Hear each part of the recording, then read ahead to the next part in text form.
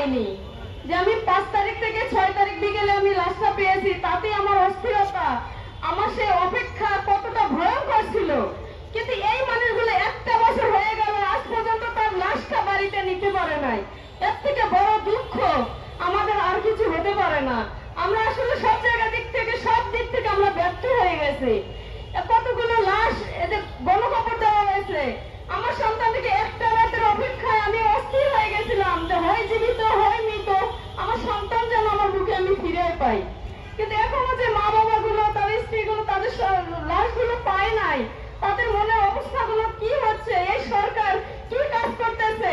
আজকে শুনতেছি ফেব্রুয়ারিতে নির্বাচন, মার্চে নির্বাচন দিবে, কিন্তু এতগুলো শহীদ যে জীবন দিয়ে গেল, সেই শহীদের লাশগুলো আজ পর্যন্ত তার পরিবার পেল না।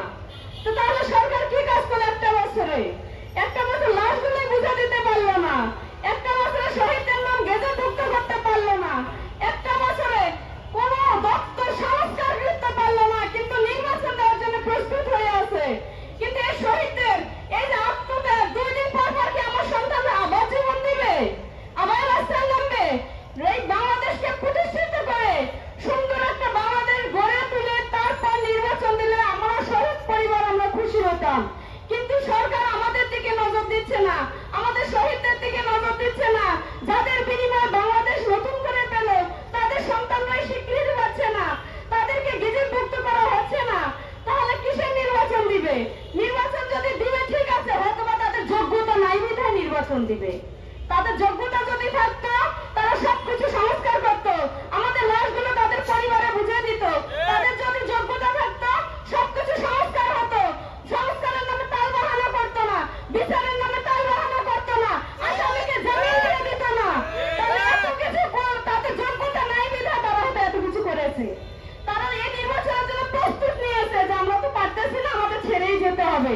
তাহলে তারা সব জায়গার সব দিক থেকে তারা ব্যর্থ।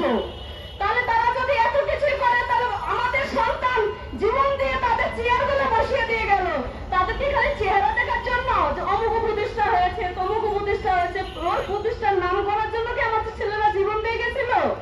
আমাদের সন্তানরা তো জীবন দিয়ে গেছিল সুন্দর বাংলাদেশ গড়ার জন্য। কিন্তু একটা বছরে আমাদের শহীদের নামে তালিকাভুক্ত হলো না। সেখানে আমি আর কি বলবো, আমার বলার ভাষাই নেই। বিচার তো দূরেই থাক, সাক্ষী নিতেছে, এই করতেছে, ওই করতেছে, বিচারের নামে যে তালবাহানা করা হচ্ছে। কিন্তু ফাঁসি দিবে কাকে যদি আসামি জামিন দিয়ে দেয়? ফেসবুকে দেখলাম যে শ্যামলীতে আওয়ামী লীগের লোক মিছিল করতেছে।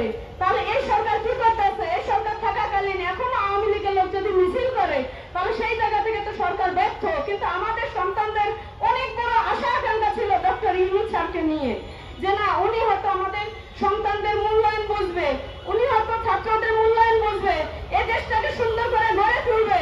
কিন্তু সেই জায়গা থেকে কেন এভাবে করা হচ্ছে? আসিফ নজরুল স্যার তার জায়গা থেকে আসামি ছেড়ে দিচ্ছে, উনি আবার ফেসবুকে স্ট্যাটাস দেয়, তীব্র নিন্দা প্রতিবাদ জানায়। তাহলে ওনার কাজ কি শুধু নিন্দা প্রতিবাদ জানানো? ওনার কাজ তো ছিল ডাইরেক্ট অ্যাকশন নেওয়া, কিন্তু তাকে উনি নেননি। উনি কিভাবে ওখানে ওনার জায়গা থেকে তীব্র নিন্দাতে একটা রাস্তার মানুষ জানায়, যারা তার গন্তব্যে পৌঁছতেই পারে না।